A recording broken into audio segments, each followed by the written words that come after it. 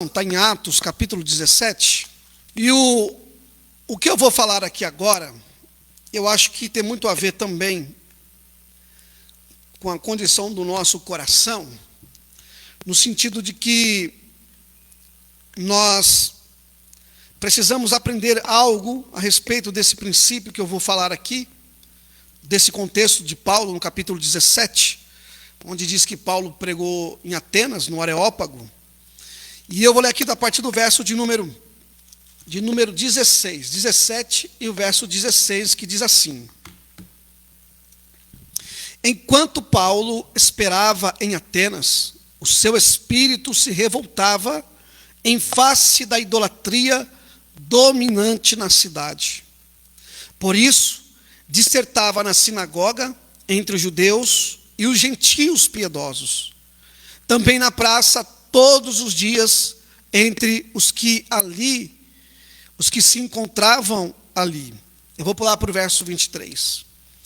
Porque passando e observando os objetos, vamos no 22, para que vocês tenham um entendimento melhor. Então Paulo levantou-se no meio do Areópago e disse: Senhores atenienses, em tudo vos vejo acentuadamente religiosos, porque passando e observando os objetos do vosso culto, encontrei também um altar no qual está escrito: ao Deus desconhecido. Pois esse que adorais sem conhecer é precisamente aquele que eu vos anuncio, o Deus que fez o mundo e tudo que nele existe, sendo ele Senhor do céu e da terra.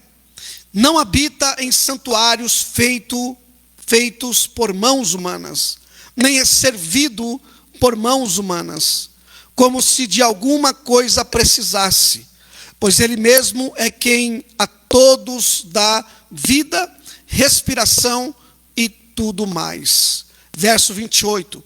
Pois nele vivemos e nos movemos e existimos, como algum dos vossos poetas tem dito, porque dele também somos sua geração. Amém? Queridos irmãos, o que eu queria hoje falar ao teu coração, usando aqui o texto, a palavra que nós acabamos de ler, nos diz: todo ser humano, todo homem, toda a criação, do homem, o ser humano, todo ser humano é profundamente religioso. Todo homem, em seu ser, ele é religioso.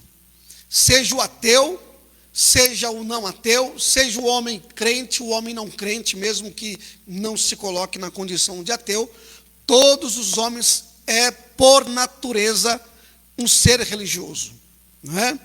Porque nós fomos criados para isto. Por isso nós fomos criados. Tem uma frase de um dos pais da igreja, Santo Agostinho, que ele diz assim, no seu livro Confissões, onde ele conta a história da sua conversão. Santo Agostinho diz assim: Tu nos fizeste para ti, e a nossa alma não encontra descanso enquanto não repousar em ti. Agostinho, ele diz aqui, nessa expressão desta frase, que todo o homem que procura, de alguma forma, preencher o vazio do seu coração, se não for em Deus, se esse coração não descansar em Deus, na presença de Deus, é fato que esse homem jamais conseguirá um descanso ou uma paz da sua alma. Agostinho quis dizer que somente em Deus há um verdadeiro descanso. Fora disso, tudo que o homem tenta preencher o vazio, preencher o seu coração, para encontrar satisfação e paz para a sua alma, na verdade é um ídolo que ele criou para si. É fato que nós devemos entender, irmão, que o nosso coração, quando o nosso coração não encontra o Deus verdadeiro, ou quando o nosso coração ele se rebela e não se submete à vontade de Deus, né? Quer dizer, se ele rejeita o Deus verdadeiro, de fato, o seu coração não ficará sem um Deus. De fato, não ficará sem um Deus. E esse Deus, em letra minúscula, de fato, é um ídolo que ele promove no seu coração para a satisfação da sua alma, do seu intelecto, não é? Então, é fato que o homem, por natureza, ele é religioso. Todo homem já nasce de forma inata, é inato isso, no coração do ser humano, o desejo e o anseio em adorar a Deus. Né? O apóstolo Paulo, em Romanos, no capítulo 1, no capítulo 2, ele diz que os homens preferiram a mentira do que a verdade, e adoraram mais a criatura do que o Criador. E nas formas que o homem criou para si, criou homens como ídolos, criou répteis e todas as formas de animais e de seres para que ele pudesse, de alguma forma, preencher esse vazio e dizer: você é o meu Deus. Então, o problema do homem não é apenas moral. Quando você olha para a condição do mundo hoje, não é uma questão apenas moral e de ética e de relacionamento humano, seja nas condições que envolve o casamento, seja nas condições que envolve o relacionamento interpessoal, nas condições que seja no tratamento de sociedade, seja na condição de uma amizade, seja em qualquer aspecto da vida humana. Todos os problemas que acontecem quando um homem assassina um outro homem, quando uma pessoa trai a fidelidade da outra pessoa, né? Quando a questão nós colocamos apenas como uma condição moral, não é simplesmente isso, não é uma questão somente do intelecto, não é uma falha no intelecto, não é uma questão como a pessoa enxerga o mundo em relação à sua cosmovisão de vida, não é? De repente, a pessoa que teve um lar desestruturado, e essa desestruturação acaba afetando a sua moral, e a gente coloca isso tudo, os erros, os fatores dos seus erros, como apenas uma condição moral. De fato, o problema é muito mais além do que moral, do que intelectual. O problema da condição humana é de fato religiosa, é de fato espiritual, é de fato de quem ele adora. Nós temos o texto da mulher samaritana, a qual Jesus diz para ela: vós adorais a quem não sabeis.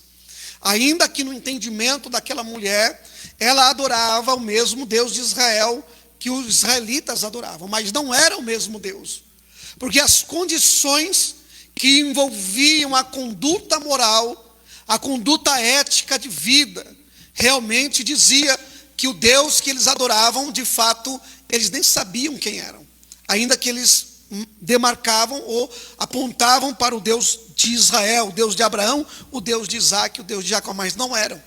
Jesus deixou claro para ela que a salvação, a vida espiritual, a vida moral tem que ser pautada na palavra de Deus e na pessoa de Jesus, não é? Então Jesus se apresenta para ela como o Cristo, como aqueles a quem eles esperavam, né? Quando ele diz assim: sou eu a quem falo contigo. Então, qual é o problema então do homem? Alguns vão dizer que o problema do homem é a falta de educação.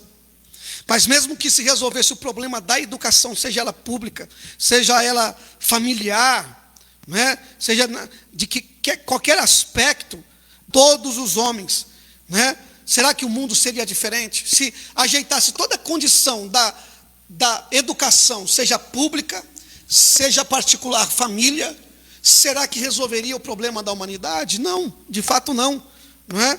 Porque o problema, eu disse aqui, é muito mais além, irmãos. É muito mais além. O problema do homem não é simplesmente moral, ou simplesmente questões intelectual, ou questão de educação. Não é uma questão que alguns vão dizer que seja a desigualdade social, não é? Tem muitos que eu vejo, as pessoas hoje abraçam essa questão da desigualdade social. Sim, de fato, há um problema na desigualdade social, que é consequência de um problema moral. E que esse problema moral não é simplesmente um problema moral, é muito mais além um problema espiritual e, de fato, a quem é o Senhor daquela vida, ou daquela pessoa, ou daquela sociedade. De quais parâmetros aquela pessoa, ela se desenvolve, ela expressa, quais parâmetros de princípios de vida que ela se referencia para se relacionar com o outro. Se ela se relaciona baseada nos princípios cristãos, nos princípios de Deus, como um adorador de Deus, do Deus verdadeiro, de fato, todos os problemas moral, intelectual, seja ele de questões da educação, de desigualdade social, não é?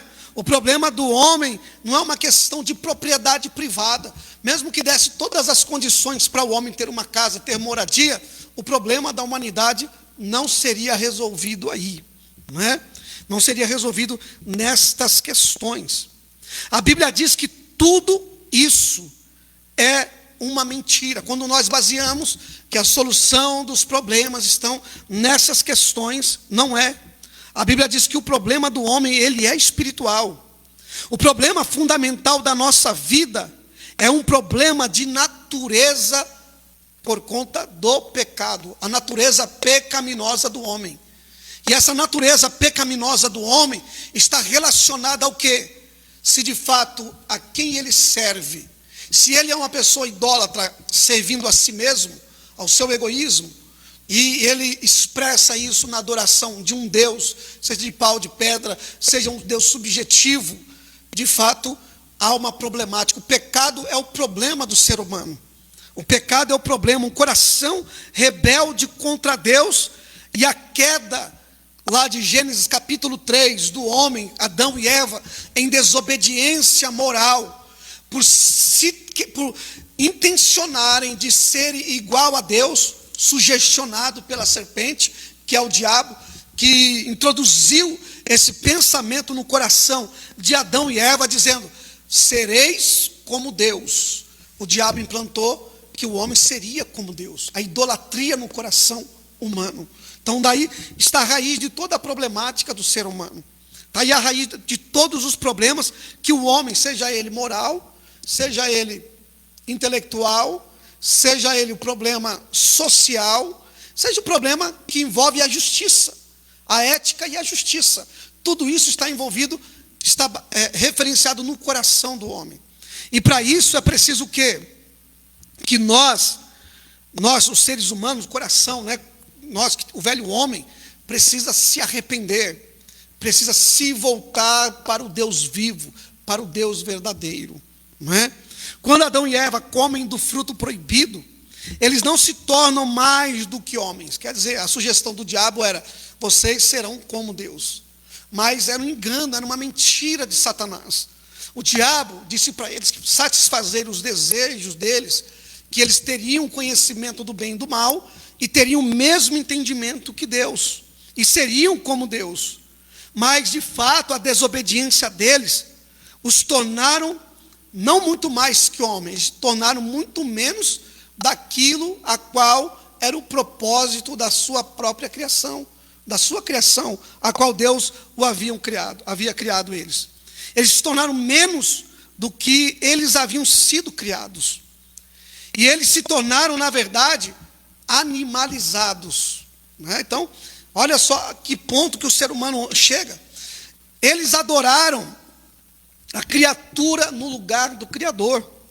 E qual é o fim desse caminho, né? Aí a situação vai se tornando as expressões a qual o homem, por não reconhecer Deus e não se arrepender do seu pecado, então a sua vida se desenvolve como? Na imoralidade sexual, se tornam desobedientes aos pais, se tornam desafeiçoados, né? Então, a Bíblia diz que o amor de muitos se esfriariam. Um homem desafeiçoado é que já não respeita a imagem de Deus na outra pessoa, né? Reduz a pessoa a um nível de baixeza moral, de baixeza de condição de vida, que você fica estarrecido quando você olha, não é? O amor do coração de muitas pessoas se esfriaram. As pessoas se tornaram vingativas, se tornaram assassinas, né? E quando assassinam alguém, assassinam não apenas num ato de assassino, mas com atrocidade. As pessoas se tornaram desafeiçoadas. Por quê? Por conta do coração humano. Essa é a condição que o mundo se encontra hoje. Então, essa é a ruína do homem. A ruína do homem é religiosa e espiritual. Por quê? Porque quis a autonomia. Lá no Éden, o homem quis a autonomia. Quer dizer, eu não quero um Deus acima de mim. Eu não quero princípios. Eu não quero viver sobre critério de Deus nenhum. E isso, consequentemente, também trouxe para a humanidade consequências como estas, né? Quando, na verdade, Deus principiou em qualquer aspecto da vida a honra, o respeito à autoridade, não é? Então, isso você vê nas famílias. Você vê que as mulheres hoje não respeitam mais os maridos não respeitam mais as mulheres, o feminismo, em nome de um feminismo, em nome de um machismo. Os pais não respeitam mais os filhos, e nem os filhos respeitam mais os pais. Há hoje em dia uma ação contra as próprias autoridades, em nome de uma ideologia, não é? Eu sou de direita, eu sou de esquerda, então eu sou contra você, eu sou contra o governo tal, eu sou contra o governo B. Então, existe hoje uma problemática no coração humano que não é uma condição de vida ética e social, ou de ou simplesmente ideológica. É pecado, é o pecado do coração humano, onde se expressa em atitudes de autonomia. Eu não quero autoridade sobre mim, eu não quero ninguém sobre mim, eu não quero pessoas sobre mim, muito menos um Deus a qual eu deva responsabilidades. Então, o problema do coração do homem é a sua própria idolatria. A idolatria do coração do homem leva o homem a querer autonomia. A autonomia de Deus, dos seus princípios, da sua palavra. A autonomia das autoridades, a autonomia da autoridade familiar, a autonomia da autoridade em todos os aspectos. Então vivemos hoje, de fato, um problema moral, espiritual consequenciado na vida moral, não é? Então, já vou encerrar. O apóstolo Paulo, quando ele chegou em Atenas, o texto que nós lemos, ele ficou ali muito, como eu posso dizer, indignado, não é? Olhando em face à idolatria ali presente. Paulo ficou indignado com a idolatria a qual a cidade estava entregue, não é? Paulo ficou totalmente ali triste com a condição que os homens daquela cidade se encontravam. Então, será que nós também não deveríamos ficarmos indignados diante do aspecto da idolatria do mundo hoje? Às vezes a gente fala assim, a idolatria do mundo é só o pecado, é só aquelas pessoas que adoram imagem ou esculturas. Idolatria é a pessoa que levantou para Deus de pau um Deus de pedra, não é? Então, nós temos esse problema. Então, Agostinho, ele escreve uma outra frase, que ele diz assim, que não existe ateísmo real, né? Não existe um ateísmo real. Até o próprio ateu, ele tem um Deus para si. Em algum objeto, em alguma condição que ele acredita, que ele precisa rejeitar Deus do seu entendimento, ele vai dizer que esse é o Deus a qual ele adora. Ele vai colocar o Estado, ele vai colocar uma ideologia, ele vai colocar algo como Deus na sua vida, para rejeitar o Deus verdadeiro, né? Ou até mesmo pessoas, ícones, né? Ícones ditatoriais, pessoas da história. Então, há hoje um problema religioso no coração humano. E somente, irmãos, o arrependimento, né? Porque quando falamos de idolatria, nessas condições, não é simplesmente a adoração a uma imagem, a uma escultura, mas a adoração a todo tipo de coisas, de pessoas, de ideologias, de igrejas, de líderes, políticos ou religiosos. Tudo isso, nós devemos tomar muito cuidado no nosso coração, de ele não se sobrecarregar com a idolatria desse mundo. É preciso que nós, de fato, retornemos a Deus. Hoje vivemos uma sociedade secularizada, não é?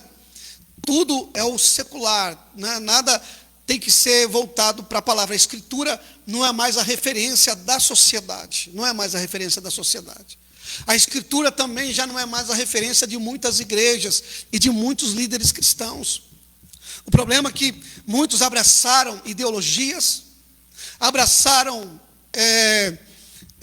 conceitos até mesmo científicos. Não que a ciência seja contra Deus, de fato não, mas muitos cientistas e muitas áreas da ciência negam a existência de Deus. E muitos abraçaram até mesmo ícones, como Freud, né? Quantos pastores tornaram-se freudianos, né? Colocaram o Freud acima das Escrituras, que é a solução do problema do homem, moral, ou até mesmo religioso, ou ético, ou social, não tem nada a ver com o pecado, não tem nada a ver com Deus, com o diabo, ou com os demônios, não tem nada a ver com a condição do homem, tem a ver com o próprio homem. Aí se torna, de fato, uma ideologia humanista, né? Onde o homem é o centro, o homem é a medida de todas as coisas.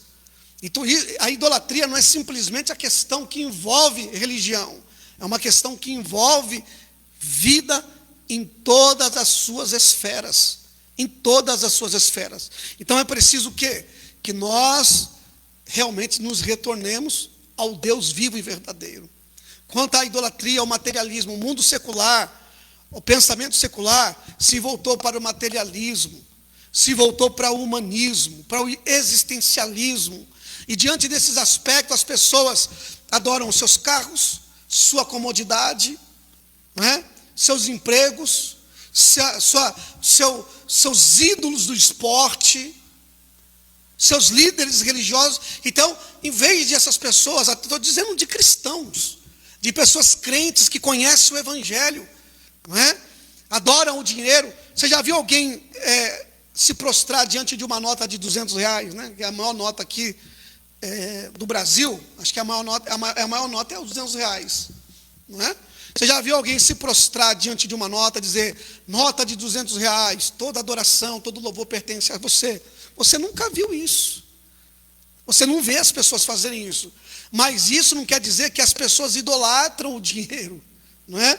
Não quer dizer que a idolatria é uma forma de culto. A idolatria é aquilo a qual eu devo toda a minha vida, o meu tempo, a minha atenção. Então, o que é o que te consome mais o teu tempo? O que é aquilo que te dá mais prazer? O que é aquilo que mexe muito mais em você do que a Escritura? Do que Deus, do que Cristo, do que o Espírito Santo? Se algo na sua vida toma o lugar de Deus na sua vida, seja qualquer aspecto, como as pessoas vivem no mundo, né? Seja os seus ídolos, sejam os seus conceitos, suas ideologias, se aquilo lhe envolve muito mais do que as Escrituras, seja o seu carro, seja a sua casa, seja uma pessoa, seu cônjuge, se isso te envolve muito mais, você se envolve muito mais com isso, com as coisas deste mundo do que as Escrituras, desculpe lhe dizer, meu irmão, minha irmã, você que me ouve, se eu também for assim, se algo me consome mais tempo meu, seja as redes sociais, seja a vida da outra pessoa, seja o que quer que seja, eu sou um idólatra. Você é um idólatra. E Jesus deixou claro que nós devemos tomar muito cuidado e vigiar para que nós não sejamos sobrecarregados com os cuidados deste mundo, com os prazeres deste mundo. Idolatria, eu disse aqui, ela pode ser uma ideologia, ela pode ser uma pessoa, seja um ídolo do esporte, seja um ídolo religioso, um líder religioso, um líder político. O que mais temos hoje em dia na sociedade é briga, é discussão por causa de política e de líderes políticos. Ou por uma ideologia, sabe? A ideologia de esquerda ou a ideologia de direita. Não, nós não somos assim. Nós somos, a minha ideologia, não. Nós vivemos para o Evangelho e para Cristo, irmãos. A nossa vida não pertence a esse mundo, a nossa vida pertence a Deus. Então, aquilo que toma o meu tempo, aquilo que tem mais atenção da minha parte, seja o meu cônjuge, seja o meu filho, seja o meu trabalho, seja até a minha igreja, o que quer que seja, se aquilo toma um lugar muito mais do que uma vida com Deus, uma vida voltada para Deus, em verdade com Deus, eu sou um idólatra. As pessoas adoram mais a criatura do que o Criador. Amém? E para isso, nós estamos na história de Israel, o povo de Israel sempre sofrendo o juízo de Deus por conta da sua prostituição, por conta dos seus adultérios, né? Digo no sentido espiritual, né? Onde eles se voltavam para a idolatria, e Deus permitiu o exílio, Deus permitiu que eles fossem, que os seus bens fossem tomados, que as suas cidades fossem cercadas. Eles foram ajuizados por Deus para que eles voltassem para Deus, para que houvesse de fato tirasse o coração de pedra e ali realmente houvesse um coração de carne, para que eles não fizessem mais memória dos deuses que outrora eles se voltavam. Esses deuses de antigos são os mesmos, mas não com os mesmos nomes, apenas com nomes diferentes, com uma roupagem diferente. E esses deuses estão introduzidos na nossa mente, no nosso coração, na nossa vida, na nossa família, na nossa casa, e nós não se damos conta disso. E para isso, nós precisamos se voltar a Deus em arrependimento, em buscar o verdadeiro Deus, o único Deus, e ao seu Filho.